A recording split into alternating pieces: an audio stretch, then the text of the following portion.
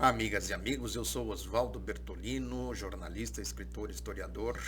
Hoje é dia 2 de setembro de 2022. Peço para você dar o like, para você compartilhar, para você se inscrever no canal do YouTube. Se você puder se tornar membro, você estará ajudando a divulgação do outro lado da notícia. Também peço para você, se você estiver no Facebook, curta a página e corra para o YouTube para você se inscrever e, se puder, se tornar membro. Também peço para você seguir no Instagram e no Twitter. Saiu aí a tão esperada pesquisa Datafolha. Muitas interpretações, mas eu acho que o básico, eu pelo menos vejo assim, sempre analisei e sempre deu certo. Desde que eu acompanho pesquisas, que eu analiso pesquisas, que é a chamada boca do jacaré. Isso é muito conhecido, essa teoria da boca do jacaré. Quer dizer, os de baixo estão subindo e os de cima estão caindo. Nesse caso, o Bolsonaro está estagnado, o Lula vai caindo de patamar em patamar, né? E quem está subindo? A chamada, entre aspas, terceira via, né? Quer dizer, eu tenho insistido muito nisso aqui, quer dizer, não sei se a boca do jacaré vai fechar a tempo, né? Mas que ela tende a se fechar, não tenha a menor dúvida disso. A boca do jacaré também está no segundo turno. O Lula vai caindo e o Bolsonaro vai subindo. Por quê?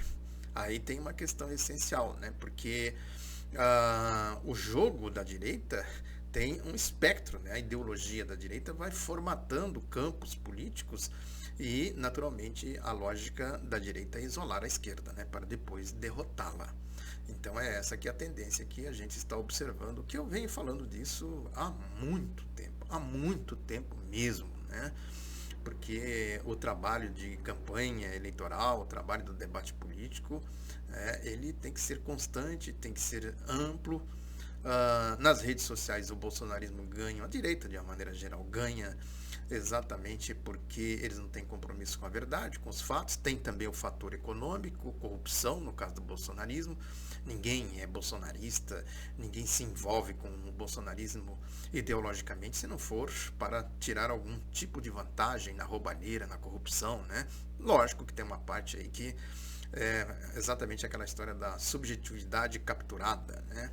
As pessoas vão percebendo um certo conforto exatamente por conta de fatores econômicos, e isso vai influenciando na subjetividade e, naturalmente, as pessoas vão manifestando isso nas intenções de voto. Tem sim uma parcela da população que está claramente influenciada por isso, né? Então, quer dizer, você fazer o trabalho de esclarecer, falar a verdade nesse mar de corrupção que tem aí, né, o submundo das redes sociais, não é fácil. E eles vão, inclusive, criando condições políticas para ações mais ousadas. Essa história dos empresários, por exemplo, que o Alexandre de Moraes está aí em cima deles, a mídia saiu em defesa deles, e aí a argumentação básica é essa, né? Política e ideológica. É um grupo de WhatsApp fechado, de Instagram, sei lá mais o que. O problema não é isso. O problema é por que eles estão lá, o que eles estão fazendo, quanto de dinheiro circula lá, porque o nazifascismo vai se constituindo exatamente assim, né? A história do nazifascismo, do golpe de 64 aqui no Brasil, do Hitler, Mussolini e assim por diante, vai fazendo exatamente esse movimento de estruturação de grupos, de grupelhos, né? Aqui em 64, por exemplo, tinha aí os grupelhos católicos, empresariais, né? A direita vai se estruturando e vai, sim, criando essas redes que vão dar sustentabilidade ao golpe. Portanto, não se trata de ser simplesmente um grupo em redes sociais, não é isso, né? Isso requer, claro, mais aprofundamento. Mas, de qualquer forma, está aí a boca do jacaré. Eu acho que é isso que é o elemento fundamental, e a gente tem que procurar por que isso está acontecendo, procurar entender, porque o neoliberalismo é isso aí, é como se fosse uma seita, né? É a Inquisição. Ou você aceita as ideias do neoliberalismo, ou você está perdido. Você é populista, você é corrupto, você é isso, você é aquilo, né? Vai fazendo aí a Inquisição, e eles vão pregando isso como uma seita. Quer dizer, não tem meio termo, não tem mediação, não tem diálogo. É isso e acabou. É a receita neoliberal imposta. E o neoliberalismo, a gente sabe o que é: o mundo financeiro, a roubalheira, o sequestro do orçamento público, o saque da riqueza nacional, né, a privataria e assim por diante, o controle ditatorial pelo Banco Central do orçamento público, né, essas coisas todas que a gente sabe que existe por escravização do povo, saque ao país. é exatamente a ideologia da direita. E isso está concentrado na extrema-direita numa situação de crise política, porque a direita não consegue dar respostas para a crise. Evidentemente que vai abrindo espaço para a concentração dessa ideologia no polo, né, lá na extrema-direita, e a extrema-direita vai fazendo as suas manifestações políticas como ela faz constantemente. Faz parte exatamente do seu método, do seu projeto de poder, que é a vagabundagem, né, a ladroagem, a estruturação de quadrilhas, de bando, o bolsonarismo, sabe? O lavajatismo, o nazismo, o golpe de 64 e assim por diante, né? Aí, evidentemente, que tem esse aspecto da economia, que também joga água aí vamos dizer assim, no moinho da direita, dos neoliberais, e o Bolsonaro vai capitalizar isso. Falou hoje, inclusive, hoje ou ontem, né, essa história do Paulo Guedes, que ninguém conhecia o Paulo Guedes, e tá aí o Paulo Guedes fazendo milagre, né? Então ele joga exatamente na conta do Paulo Guedes. Eu conheci o Paulo Guedes, quem acompanhou aquela bandalheira toda dos neoliberais da década de 90, nos governos Fernando Henrique Cardoso, né, viu isso claramente. E o Guedes estava lá entre eles. A história da privataria, do Caixa 2 e assim por diante. Inclusive, a Helena Landau, que coordena a equipe aí da Simone Tebet, era, vamos dizer assim, figura-chave, já falei bastante dela aqui, foi presidenta do banco do BNDES, naquele sistema vergonhoso, né, uma roubalheira descarada de fazer o BNDES dar dinheiro público para quem queria comprar empresas públicas. A história das moedas podres, a privataria, enfim, né? Então, a ideologia deles, eles se unem pela ideologia e procuram se diferenciar pelos métodos políticos. Mas na hora que a coisa aperta, né, eles vão sim apelar para isso. É só olhar o comportamento aí do Bolsonaro, elogiando constantemente o Guedes, como era o Fernando Henrique Cardoso, quando ele foi presidente, era um paspalhão, né, um bobalhão. O Fernando Henrique Cardoso era um bobalhão como presidente da República, uma figura intelectual e assim, né, fazendo o papel de bobalhão. Quem mandava era a tecnocracia da roubalheira. Landau, essa turma aí, a chamada tecnocracia, que era a mesma turma lá da roubalheira da ditadura militar. E tinha os ditadores, né, figuras abobalhadas, idiotizadas, sabe, violentas, Bolsonaros, Moro, né, os ditadores, Geisel, Médici, Costa e Silva, Castelo Branco, Figueiredo, né, e assim por diante. O Hitler, um palhaço, com todo respeito aí aos artistas de picadeiro, palhaço no sentido de ser uma figura abestalhada, né, como se diz em alguns lugares do país, né? Então, quer dizer, quem vai gerir mesmo, quem vai comandar, são os tecnocratas. No caso do projeto neoliberal é exatamente isso. Eles montam a tecnocracia e ficam essas figuras aí patéticas, né? Simone Tebet, Fernando Henrique, essas coisas todas. Ou a vagabundagem mais descarada, né? A ladroagem mais descarada que a gente vê aí. É Bolsonaro, é Trump, né? O Sérgio Moro e assim por diante. Agora, é evidente que eles procuram aí, e a mídia vem tratando muito dessa questão, que é tentar transformar a esquerda e a direita em coisas semelhantes, a tal da teoria dos dois demônios, né? Até peguei aqui o livro da Guerrilha do Araguaia, que eu falo um pouco disso aqui, né? Que é uma teoria de um argentino, o nome dele é Jaime Malamud Gotti, nesse livro aqui, ó, sobre a Guerrilha do Araguaia, né? Que no caso aqui eles estavam dizendo que existia ali dois movimentos políticos de ditadura, um era a ditadura militar, outro era a ditadura do proletariado.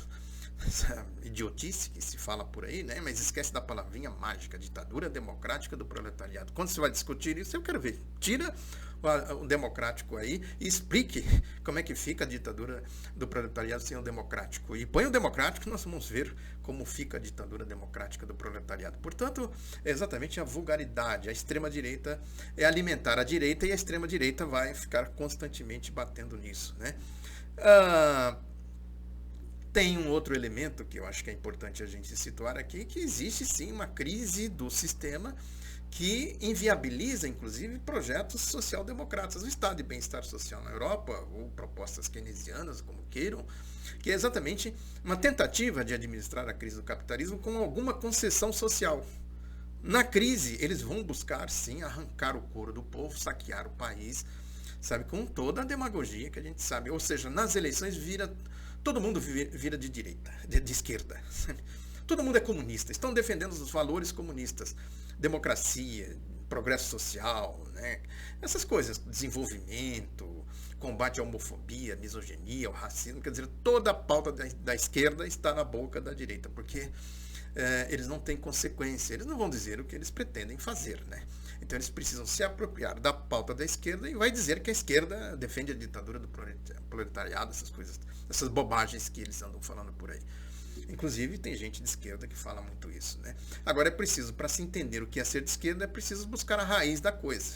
É preciso ir lá no fundamento e trazer para o debate, para a gente situar quem é de esquerda e quem é de direita. Quem é de esquerda, consequentemente, ou com consequência, né? A esquerda consequente, quem é de esquerda aí por algum modismo, né? Mas o fundamental é dizer que ser de esquerda é ser basicamente uma pessoa civilizada, inteligente. Ser de direita é ser idiota. Ser de extrema direita é ser ladrão, sabe? Então as coisas ficam bem demarcadas quando a gente pega as categorias históricas, filosóficas para analisar. Aqui na América Latina existe sim essa tendência aí da fascistização. Nós vimos aí esse atentado a Cristina Kirchner, né? O sujeito apontou a arma, atirou, a arma não disparou. É lógico que tudo isso vai criando um ambiente de fascistização.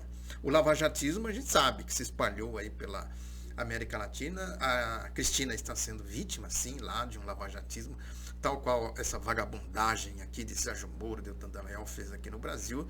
E isso, evidentemente, que vai criando os cachorros loucos. Na teoria dos dois demônios, aquela história da polarização que eles tanto falam aí, né? O próprio Bolsonaro correu para dizer que ele também foi vítima de atentado, a história da facada e tal, né? Quer dizer, misturando alhos com bugalhos. Ele mesmo estimula a violência, porque é o fascismo, o nazismo, a ladroagem, sabe, depois vai se fazer de vítima, tanto quanto a Cristina. Ou seja, isso é mais uma violência, né? Veja que a luta política é dura. Lidar com essa vagabundagem não é fácil. Precisa ter persistência, consequência e absoluta consciência. Precisa ter uma militância consciente, né? Nesse sentido. A América Latina é fundamental na geopolítica exatamente por conta das suas riquezas naturais, um imenso continente, né, uma imensa região com imensas riquezas naturais, né, mercado de consumo e assim por diante. Agora, isso tudo está claramente aí na pauta da direita. Está, por exemplo, no UOL, que foi fazer aí uma pesquisa, o UOL do Grupo Folha, né, foi fazer uma pesquisa sobre as propostas econômicas, né? E aí tem aqui, por exemplo, quando eles entrevistam a Helena Landau, ela vai dizer que houve erros nos governos Lula e Dilma, só faltava ela dizer que houve acertos, né? Porque o acerto dela é roubar, como eles fizeram lá, no caso do BNDES que eu falei aqui. Então ela vai dizer o seguinte, que houve erros. Primeiro porque não reconhecem que erraram. Olha, é de uma arrogância, Inquisição, né? É de uma arrogância, de uma petulância. Veja que uma coisa, gente sem vergonha, né? Não reconhecem que erraram. Então tem que seguir a inquisição dela, né? Dos neoliberais, dessa turma toda. Aí ela diz, nem Lula, nem Dilma, nem seus ministros. É uma coisa vergonhosa, né? Vem o Estadão e vai comparar aí a dinheirama da ladroagem bolsonarista com a história do Lula, a farsa da Lava Jato, da farsa do mensalão e assim por diante. Então vai dizer aí que esse dinheiro que circulou, será que circulou nas cuecas? Haja cueca, né, bolsonarista, eles gostam de falar de cueca, né, então sabe-se lá onde eles transportaram esse dinheiro todo, né, mas o Estadão diz que tudo isso é escandaloso e demanda pronto e inequívoco esclarecimento. Os mesmos eleitores que com razão cobram de Lula da Silva explicações sobre os casos cabeludos de desvio de recursos públicos nos governos do PT, devem exigir de Bolsonaro que explique qual foi a mágica financeira que permitiu que ele e seus filhos, e aí vai daí por diante, comparando os dois demônios, né? Ou seja, o demônio Bolsonaro está dentro do demônio aqui do Estadão. No Globo eles pegam exatamente o mesmo argumento pelo aspecto econômico, também editorial, que diz que aqui a história do crescimento econômico, voo de galinha, né? Se a economia deu uma mergulhada na recessão, naturalmente ela vai dar soluços. É isso que nós estamos vendo aqui. Quer dizer, não tem sustentabilidade, não tem nada a ver com Guedes, com Bolsonaro. É simplesmente uma dinâmica natural de recuperação. Mas o Globo vai dizer assim que a dúvida é até que ponto se dará a conversão de boas notícias econômicas em votos para o Bolsonaro. E se o tempo que resta até a eleição, ele vai conseguir fazer isso e tudo mais, né? Aí diz que ele se enrolou lá. Ele é idiota, é importante dizer. Ele mesmo fala, não entendo nada de economia, tá? O sujeito é presidente, tem que entender o mínimo de economia, né? Basta ter um pouco de raciocínio lógico que você entende minimamente de economia. Mas o Globo diz, mas quem precisa se preocupar mais com os indicadores econômicos positivos é seu rival, o ex-presidente Luiz Inácio Lula da Silva, cuja estratégia de campanha é tirar o foco da corrupção e mudar o assunto justamente para a economia. Então eles querem empurrar para cima do Lula que ele é corrupto e querem que o Lula reconheça o erro, como diz aqui a Helena Landau, como diz aqui o Globo. Nós erramos, que nós éramos corruptos, nós erramos porque nós não soubemos gerir a economia, nós não fomos neoliberais. Ou seja, o Lula, basta o Lula se render que ele é como se fosse o batismo, né? Ele se batizou na seita aí dos neoliberais e, consequentemente, ele está salvo. Ou seja, o jogo é duro, a boca do jacaré está aí, nós devemos correr para ver como a gente lida com isso. Muito obrigado pela atenção, divulga outra lado da notícia, até a próxima, tchau.